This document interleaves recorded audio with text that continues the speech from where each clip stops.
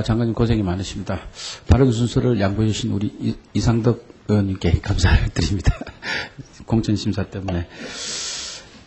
장관님, 지난 2월에 오카다 외상 방한 시에 장관께서 일본 민주당 정권 발족 이후 양국 정상 간 신뢰관계를 바탕으로 가깝고도 가까운 이웃 관계로 발전하는 데 만족한다. 이런 발언을 하셨습니다. 그죠?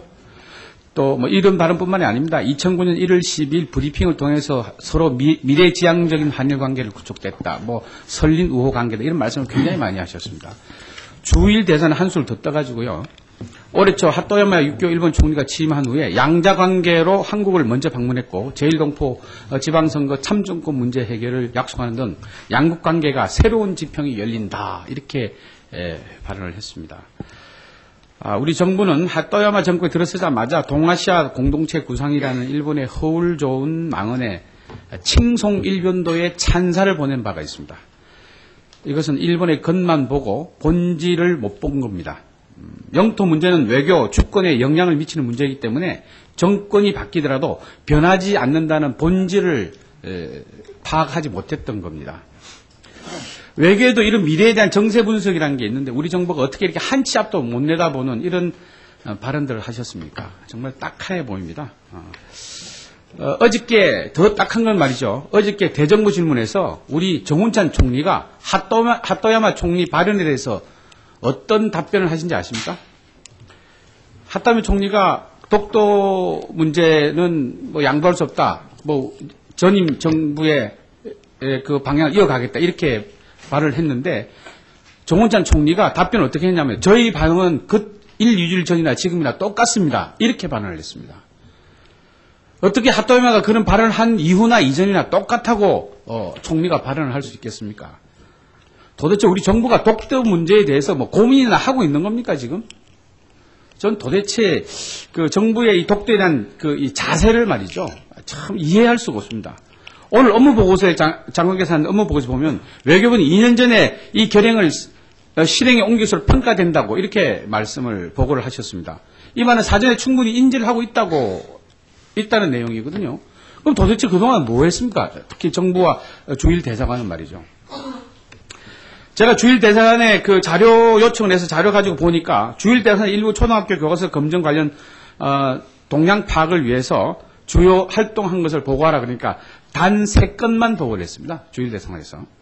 그것도 주요 활동을 한 것이 시민단체 접촉, 기자 접촉 이렇게 되어 있습니다.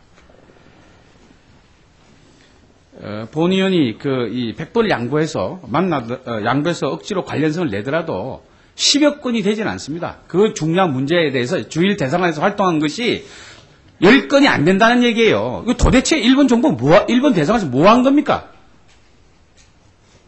우리 대사관의 활동에 문제가 있다고 생각하지 않으십니까?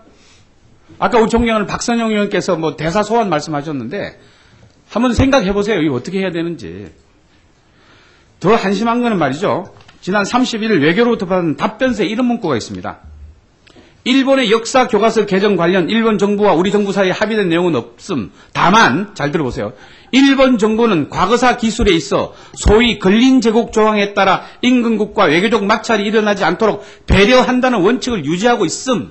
이렇게 저한테 답변서를 보냈습니다. 이거 받고 해석하면 무슨 얘기냐면요. 82년에 일본에서 만든 근린 제국 조항에 따라 일본은 과거사 기술에 아무런 문제가 없으며 한국을 배려하고 있다.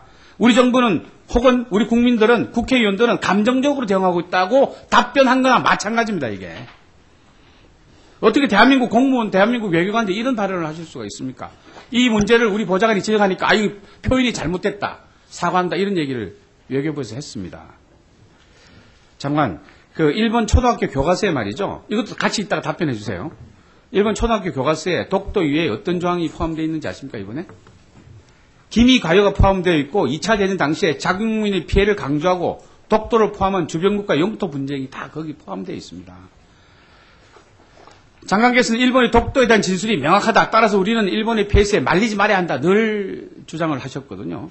그런데 우리 정부의 대책을 보면 포퓰리즘밖에 없습니다. 독도 체험장, 현장관리소 설치, 방파제 건설, 주민숙소 지금까지 나왔던 사업들 전부 중복하고 이벤트만 하는 거예요. 국제법 논리를 강화하고 민간과 함께 독도를 알리는 사업이라든지 사료 발굴이라든지 이런 거에 전혀 힘을 들이지 않고 있다 이런 얘기입니다.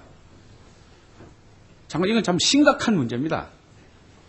장관께 국민들의 목소리를 제가 좀 전해드리겠습니다. 우리 정부의 조용한 외교에 대해 많은 비판이 있습니다. 특히 일본과 관련해서 우리 정부의 목소리가 너무 없다고 말씀하시는 분들이 많이 있습니다.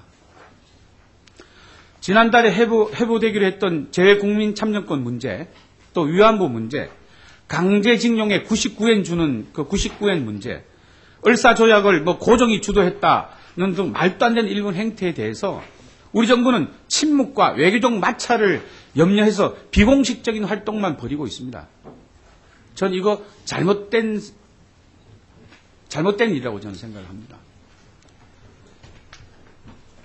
우리 정부는 이런 외교 활동에 대해서 국민들이 분노를 사고 있거든요. 외교부가 일본 내 카운터 파트너인 일본 외무성 때문에 그랬었는지 사진에 인지했음에도 불구하고 일본 외무성 입장을 배려해서 그랬는지 일찍 문제 제기를 못했습니다. 시간을 놓친 거죠, 그러니까. 그러나 믿었던 일본 외무성마저 지난 6일에 보기 좋게 우리 정부의 뒤통수를 때린 겁니다. 이거 중요한 겁니다. 외교에 있어서 가장 중요한 것은 외교적 관례가 아니고 자국의 이익임을 일본 외무성이 보여준 겁니다. 외교적 관례가 중요하지 않다가 아니고요. 외교적 관례보다 더 중요한 것이 자국의 이익임을 일본 정부가 보여준 겁니다. 이거 심각하게 생각해야 합니다. 그러니까 일본 정부는 외교적 관례보다 자국 이익을 더 우선시하고 있다는 얘기죠. 정말 실리도 좋고 실용도 좋습니다만은 국민의 감정에 반하거나 우리 국민의 자존심을 짓밟고 자국의 손해를 가져오는 외교를 해서는 안 됩니다. 급한 불만 끄니까 자꾸 소방수 외교라 그러는 거 아닙니까? 급한데 불만 끄고 다닌다고. 장관 여기 답변 좀 해주십시오. 네, 지금 존경하는 구상천 의원님 말씀하신 것 잘 이해를 하고 있고 또 국민의 감정을 그렇게 대변하신 것으로 저는 받아들이고 있습니다. 지적하듯이 이번에 교과서에는 기미가요문 일본 그 문제 이런 것이 일본의 보수화 경향으로 이렇게 가는 것에 대해서 일본 국민 자체도 거기에 걱정을 하는 그런 사람도 있습니다.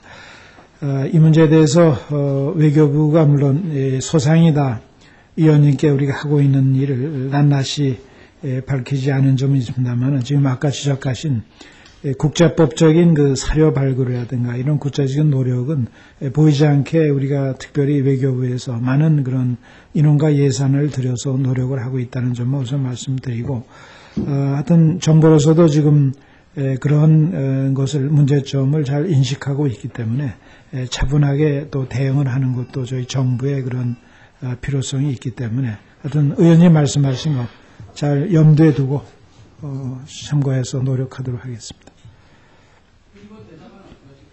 네, 지금 아까 말씀드린 좀 구체적으로 활동 내용을 파악해서 별도로 보고를 드리도록 하겠습니다.